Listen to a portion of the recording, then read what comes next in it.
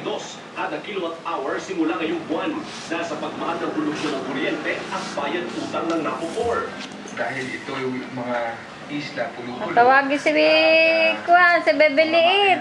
Dali. Karaniwan ay yung Tawagin si Bebe Liit. Sa mga konektado sa main grid, Sabi mo, gaya sa iyo, ikot. Para sa Luzon, may 4 pesos sa Visayas.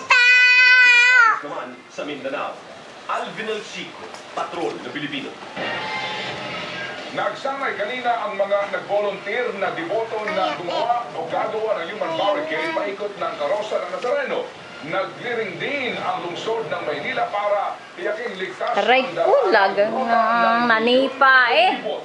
At live mula sa Quiapo Church na Maynila. Ikot muna, ikot. Para saan ba Ikot naman. Jeff? Ikot. Ito yung papalibot sa Puno Nazareno habang nasa loob pa ito ng Quirino Grandstand para hindi magulong ng mga deboto doon. Paano ari papatayin ganyan din? At sa Pilipino, yung gagawin ngayong taon po parang nakaraang taon. Ninipa na eh, kailangan patayin. Ikot, ikot. Paano ikot? Senyor Nazareno ang mga debotong ito. Kaya sa Lunes, sila naman ang magbabantay sa poon bilang pasasalamat. Isa si Anali sa mga bubuo ng barikadang paikot ng karosa ng poon sa loob ng Quirino Grandstand bago iprosesyon papunta sa simbahan ng Quiapo.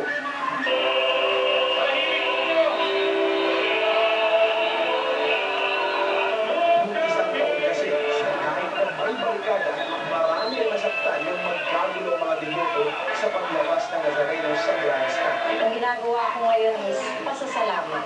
Hanggat meron pa akong buhay, hanggat hindi pa niya binabawi ang hirap kong buhay, itutuloy ko ito. Tulad ng mga deboto, puspusa na rin ang paghahanda ng lungsod ng Maynila.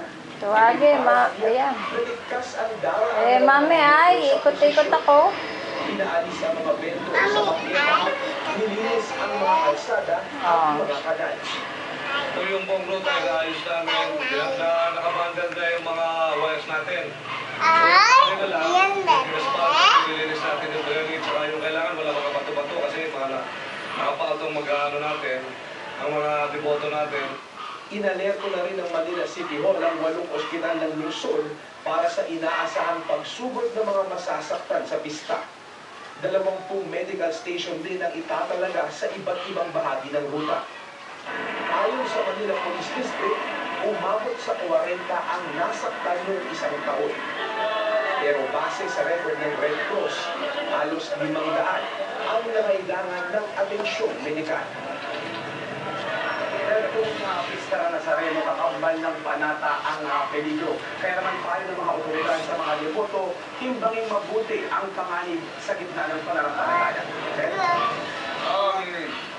Jeff, sa mga nakalipas na pagkakataon nagkaroon ng pagbabago ng biglaan ng ruta ng prosesyon dahil nga sa may mga dito na nagpipilit sa kanilang rutang daanan. Ngayon ba ang ginagawa ng pamunuan dyan para hindi ito maulit? Sabi nga, biro nga nila Mayor Lim, kanilang security, mas matindi pa raw presidential security ang dapat dito sa lalo kami 1,000 Sabi,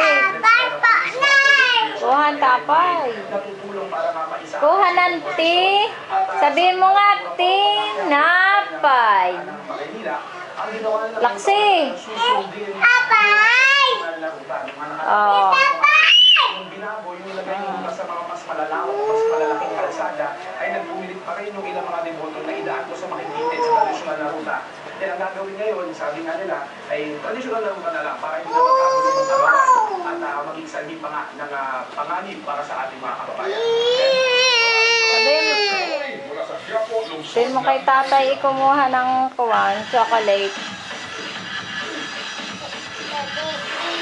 Tatanggain may pasok sa prestiyosong Cannes Film Festival sa France ang Latin Manila Film Fest MV ng Manila Kingpin, The Ashong Salonga Story. Pero ang bida itong si Governor Ian Ejercito may hinanakit pa rin sa pagkatalong Best Actor. Nagpapatrol, Mario Dumaway. Matapos ng sunod-sunod na kontrobersiya, abot ay na ang ngiti ni George Trigon kasunod ng paghakot ng parangal sa MMFF. Ipapasok naman ng Manila Kingpin The Ashong Salonga Story sa Cannes International Film Fest. O tinaas namin ang antas ng mainstream Philippine cinema and kaya ako nagpapasalamat ako sa tumulong. Mapili po tayo. Best international film. Aminado mo rin ang aktor na may nilakit siya sa pagkatawag niya bilang Best Actor kay Dingdong Dantes. Pero tiwala siya, papaboran pa rin siya ng ibang award-giving bodies. I respect the decision of the Board of Jurors. 7 pa naman ang award-giving bodies. Baka makachamba dun sa 7 award-giving bodies this year. Hopefully, sa